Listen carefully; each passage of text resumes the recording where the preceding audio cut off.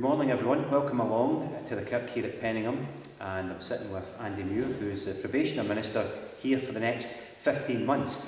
The reason we've got this interview as an introduction is because until July there'll still be no tea and coffee after the services. That means that for several weeks there would be somebody inside the Kirk leading worship, being part of the congregation, and we wouldn't really have any opportunity to get a long extended conversation to find something out about Andy. So I thought this would be a good way to introduce who he is, where he's from, and why he's here. Some of you have already met him, not just in Wednesday morning prayer, but several years ago at the discernment process.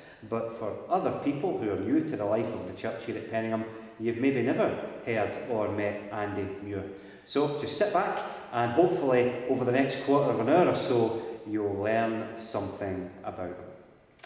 Andy, welcome along to Penningham. The first question I'm going to ask you is just tell us something about yourself, where you're from, your age, your family, just some background stuff. My name's Andy Muir, I'm 53 years old. Stay in Ballantrae, I've been down there for the past 17 years. I've moved about several times before that, originally from here, and just moved my way down the coast. So I thought I was quite settled in Ballantrae, but obviously God's got other plans for me now. I've been married for 30 years now, married to Shona, and I've got one son, Sean, who is 26. Great. Any pets? Yes, I've got a wee dog called Teeny. There we go. Always important. Good. Apart from ministry, you said your age there, you've probably done jobs prior to ministry.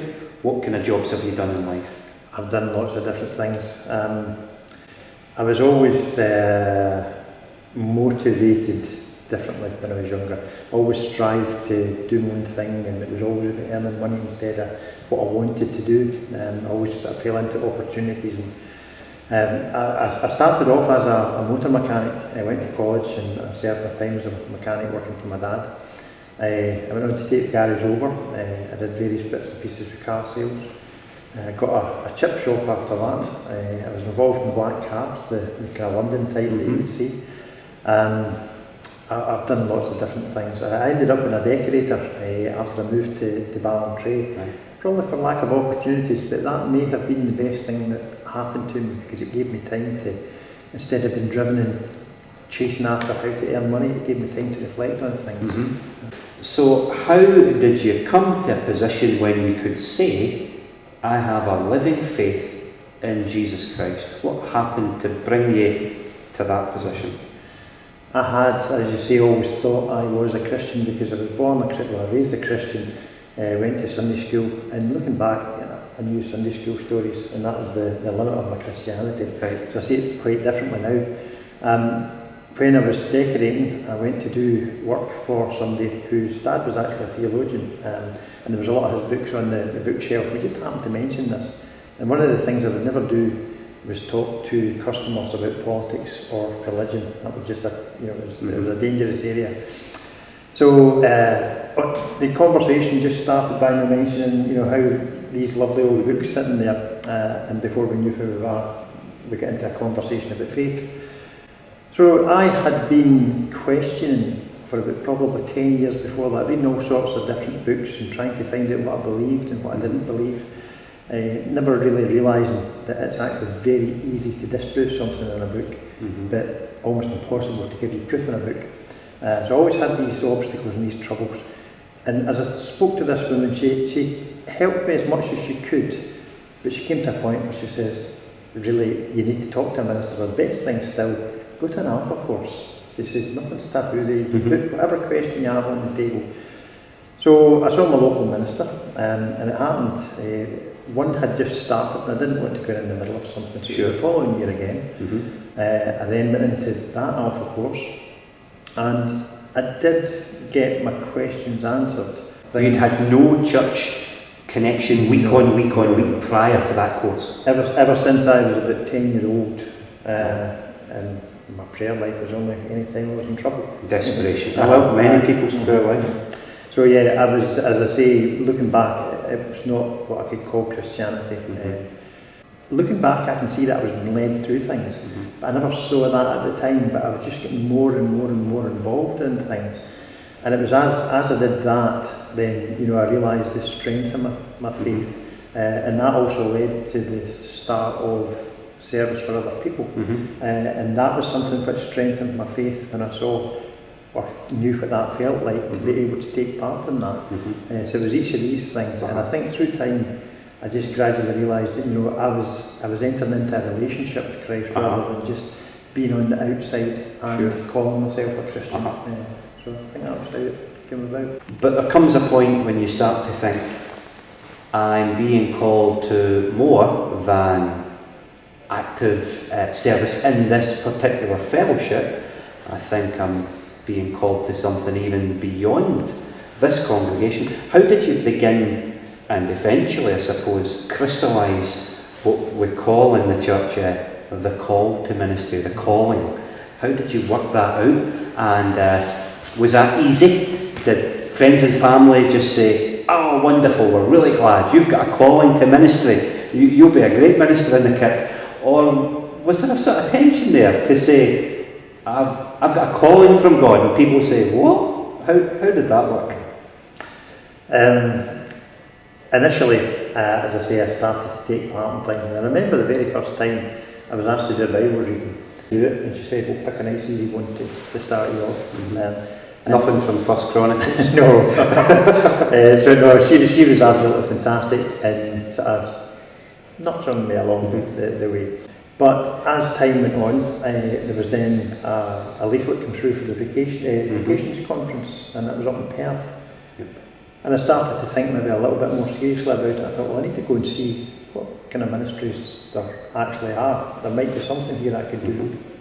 And it was when I was at that conference, and I realised that I couldn't commit 100% to anything if I did any of the other types of ministry. Sure. I would be able to do it to a certain degree. And there's some people that's the perfectly right thing That's for right, them. their life fits into But that. for me, I'm somebody that's got to try and give 100% to things, and I felt that I couldn't give 100% to either if I did that.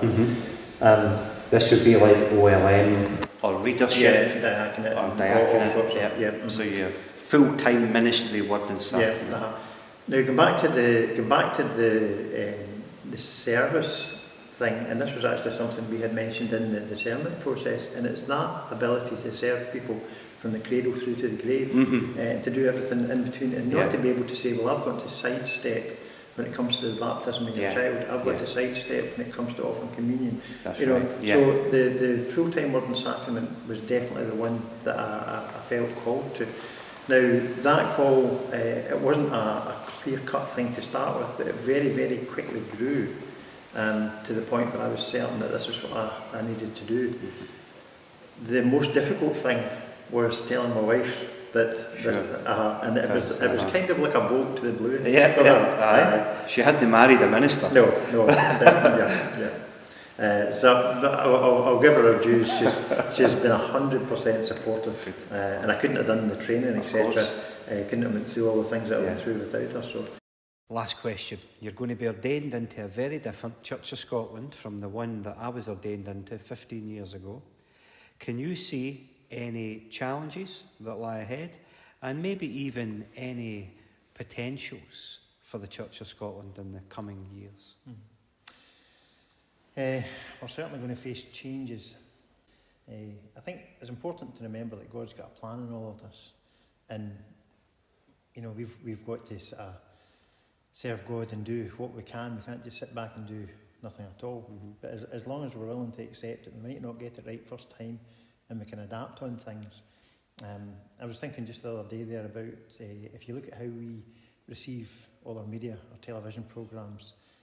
When I was a wee boy, I used to have the television that was bookmarked by the test card in the morning, and then you would have the national anthem at the end, and you'd have 3 channels, and you had news, films, comedy, and maybe a sitcom. And it's really no different today. It's completely different in how it's delivered, but we get the same things, just delivered in a different way. And that's going to be the same, I think, in the church. We're still going to have the gospel message given out. It's going to be the same message. The Bible's not going to change. So we're going to be doing the same things. We're just going to do it through a different medium. Reformed and reforming.